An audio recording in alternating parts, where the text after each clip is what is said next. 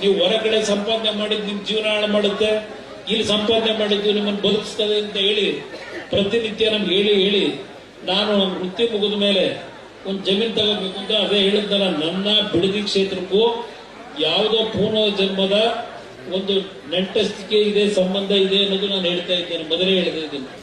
ಇಲ್ಲಿ ಕರ್ಕೊಂಬಂತ ನಾನು ಹಾಸನ ಜಿಲ್ಲೆಯಿಂದ ನಾನು ಆಗ ಭೂಮಿ ಖರೀದಿ ಮಾಡಲಿಕ್ಕೆ ಇವತ್ತು ಇಂಟರ್ನ್ಯಾಷನಲ್ ಏರ್ಪೋರ್ಟ್ ಏನಿದೆ ಆ ಭಾಗದಲ್ಲಿ ಚಿಕ್ಕ ಜಾಲವ ಯಾವುದೋ ಇದೆ, ಅಲ್ಲಿ ಒಂದು 25 ಎಕರೆ ತೋರಿಸಿದ್ರು ಕರ್ಕೊಂಡೋಗಿ. ಅಲ್ಲಿ ನೀರು ಬರಲ್ಲ ಅಂದ್ರು. ಅಲ್ಲಿಂದ ನಮ್ಮ ಚಂದ್ರಪ್ಪ ಸರ್ಕಲ್, ಅಲ್ಲಿಂದ ನಮ್ಮ ಇನ್ನೊಂದು ಈ ಮಾಗಡಿಯಿಂದ ಆ ಕಡೆ ಒಂದು ರೋಡ್ ಹೋಯ್ತದೆ, ಯಾವ್ದು ಮರ್ತುಬಿಟ್ಟ ತಿಪ್ಪಗೊಂಡಳ್ಳಿ ಮುಂದೆ ಒಂದು ರೋಡ್ ಹೋಯ್ತದೆ, ಅಲ್ಲೆಲ್ಲೋ ಕರ್ಕೊಂಡು ಹೋದ್ರು. ಕೊನೆಗೆ ನನಗೆ ನಮ್ಮ ಚೈನಾ ಸಾಬರು ಅಂತೇಳಿ ಬಿಡದಿರೋಬ್ರು ಇದ್ರು, ಅವರು ಆ ಮೇನ್ ರೋಡಲ್ಲಿ ನಿಲ್ಲಿಸ್ಕೊಂಡು ಆ ಭೂಮಿ ತೋರಿಸಿದ್ರು ನನಗೆ. ಈ ಕೇತನಹಳ್ಳಿ ಇವತ್ತೇನು 46 ಎಕರೆ ಲ್ಯಾಂಡ್ 84-85 ಖರೀದಿ ಮಾಡಿದೆ. ಅಲ್ಲೆಲ್ಲ ಮೈಸೂರಿನಲ್ಲಿ ಒಂದು ಚಿತ್ರದ ಹಂಚಿಕೆ ಇಟ್ಕೊಂಡಿದ್ದೆ, ಅದ್ರಲ್ಲಿ ಬರೋ ದುಡ್ಡು ಇಲ್ಲಿ ತರೋದು 10,000-15,000 ಇನ್ವೆಸ್ಟ್ಮೆಂಟ್ ಮಾಡಿ ಭೂಮಿ ಖರೀದಿ ಮಾಡ್ತಾ ಇದ್ದೆ. ಅಲ್ಲಿ ನನಗೆ ಜಾಗ ತೋರಿಸಿದಾಗ ಅಲ್ಲಿ ಭೂಮಿ ಕಾಣಲಿಲ್ಲ, ಅಲ್ಲಿ ಕಲ್ಲಮಂಟಿ ಕಾಣಿಸ್ತು. ನಾನ್ ಜಮೀನು ಕೇಳ್ತಿರೋದು ರೈತನಾಗಿ ಬದುಕಲಿಕ್ಕೆ, ನನಗೆ ಕಲ್ಲೊಡೆಯ ಕೆಲಸಕ್ಕಲ್ಲಪ್ಪ ಅಂದೆ ಅವರಿಗೆ. ಆಮೇಲೆ ಅಲ್ಲಿ ರೈಲ್ವೆ ಗೇಟ್ ಬೇರೆ ಇರ್ಲಿಲ್ವಲ್ಲ, ಕಾರ್ ನಿಲ್ಸಿ ಅಲ್ಲಿ ನಡ್ಕೊಂಡು ಹೋದ್ರು.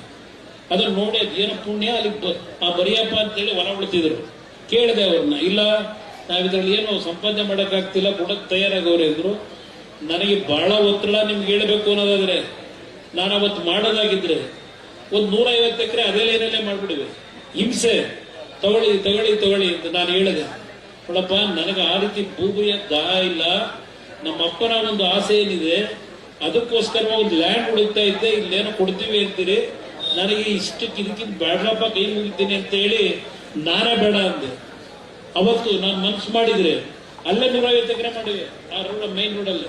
ಇವತ್ತಲ್ಲೆಲ್ಲ ಬಡಾವಣೆಗಳ ರಚನೆ ಆಗಿದೆ.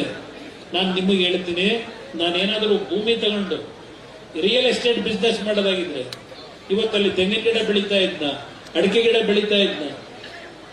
ಬಂದಿದ್ರಿ, ನೋಡಿದಿರಿ, ಹಲವಾರು ಜನ ಇಲ್ಲಿಂದಲೂ ಬಂದು ಕೂಲಿ ಕೆಲಸ ಮಾಡಿದಿರಿ, ಬಂದು ನನ್ನ ಜೊತೆ ಅನ್ಕೋ ಹೊಲದಲ್ಲಿ ಕೆಲಸ ಮಾಡಿ ಹಲವಾರು ಕುಟುಂಬದಲ್ಲಿದ್ದೀರಿ, ಹೊಸೂರಿನವರಿದ್ದಾರೆ. ಅದರಿಂದ ಇಲ್ಲಿ ಈ ಮಹಾನುಭಾವ ಹೇಳ್ತಾನಲ್ಲ, ಕನಕಪುರ ಭಾಗದ ರೈತರು ಯಾರೂ ನಿಮ್ಮ ಜಮೀನುಗಳನ್ನು ಮಾರಾಟ ಮಾಡಬೇಡಿ, ಬ್ರಾಹ್ಮಣರು ಇದನ್ನೇ ಹೇಳಿದ್ದು. ಬೆಂಗಳೂರಿನವರು ಒಂದು ದುಪ್ಪಟ್ಟು ದುಡ್ಡು ಕೊಟ್ಟು ಕೇಳಿದ್ರು, ಜಮೀನು ಕೊಡಬೇಡಿ ಅಂದ್ರೆ ಬೆಂಗಳೂರಿನವರು ಅಂತ ಹೇಳ್ತಾರಲ್ಲ, ಅವ್ರನ್ನೇ ಸೇರಿಸ್ಕೊಂಡು ಹೇಳೋರು, ಯಾರನ್ನ ಸೇರಿಸ್ಕೊಂಡು ಹೇಳೋರೆ. ಮುಂದಿನ ದಿನಗಳಲ್ಲಿ ನಿಮ್ಮ ಜಮೀನಿಗೆ ಬಹಳ ಒಳ್ಳೆಯ ಬೆಲೆ ಬರುತ್ತದೆ. ನಾವೆಲ್ಲರೂ ಬೆಂಗಳೂರು ಜಿಲ್ಲೆಯವರಾಗಲಿದ್ದೇವೆ. ನಿಮ್ಮನ್ನೆಲ್ಲ ಈಗ ರಾಮನಗರ ಜಿಲ್ಲೆಯಿಂದ ಬೆಂಗಳೂರಿಗೆ ಕರ್ಕೊಂಡು ಹೋಗೋರಿಗೆ. ಬೆಂಗಳೂರು ಜಿಲ್ಲೆ ಇವತ್ತು ಕೆಂಪೇಗೌಡರು ಜಯಂತಿನ ಆಚರಣೆ ಮಾಡ್ತಾ ಇದ್ದೇವೆ. ಆ ಪುಣ್ಯಾತ್ಮ ಕೆಂಪೇಗೌಡರು ಅದು ಯಾವ ಗಳಿಗೆನಲ್ಲಿ ಆ ನಗರಕ್ಕೆ ಫೌಂಡೇಶನ್ ಹಾಕಿ, ಆ ಬೆಂಗಳೂರು ಬೆಂದಕಾಳೂರು ಅದೇನೋ ಹೇಳ್ತಾರೆ ಹೆಸರುಗಳು, ಆ ಪುಣ್ಯಾತ್ಮ ಯಾವ ಸಂದರ್ಭದಲ್ಲಿ ಸುಮುಹೂರ್ತದಲ್ಲಿ ಪೂಜೆ ಮಾಡಿದ್ರು ಗೊತ್ತಿಲ್ಲ. ಇವತ್ತು ವಿಶ್ವಕ್ಕೆ ಸರಿಸಾಟಿಯಾಗಿ ಬೆಳೀತು. ಆದ್ರೆ ಬೆಂಗಳೂರು ನಗರದ ಪರಿಸ್ಥಿತಿ ಎಲ್ಲಿಗೆ ಬಂದಿದೆ? ಒಂದು ರಸ್ತೆ ಗುಂಡಿ ಮುಚ್ಚಕ್ಕಾಗಿಲ್ಲ. ಕಳೆದ 3-4 ವರ್ಷದಲ್ಲಿ 1200 ಕೋಟಿ ಬೆಂಗಳೂರಿನ ಗುಂಡಿ ಮುಚ್ಚಿಕೆ ಅಂತ ಹೇಳಿ ಖರ್ಚು ಮಾಡಿದ್ದಾರೆ. 1200 ಕೋಟಿ ಗುಂಡಿ ಮುಚ್ಚಲು ಬೇಕಾಗಿರ್ಲಿಲ್ಲ. ಎಲ್ಲ ರಸ್ತೆ ಡಾಂಬರೀಕರಣ ಹಾಕ ಬಂದಿದ್ರು, ಒಳ್ಳೆ ರಸ್ತೆ ಆಗಿರೋದು. ಗುಂಡಿ ಮುಚ್ಚಲು ಬೇಕಾಗಿರ್ಲಿಲ್ಲ. ಗುಂಡಿ ಮುಚ್ತೀವಿ ಅಂತ ಹೇಳಿ 1200 ಕೋಟಿ ಇವತ್ತು ಈ ರಾಜ್ಯದ ಜನತೆ ತೆರಿಗೆ ಹಣ ಲೂಟಿಯಾಗಿದೆ.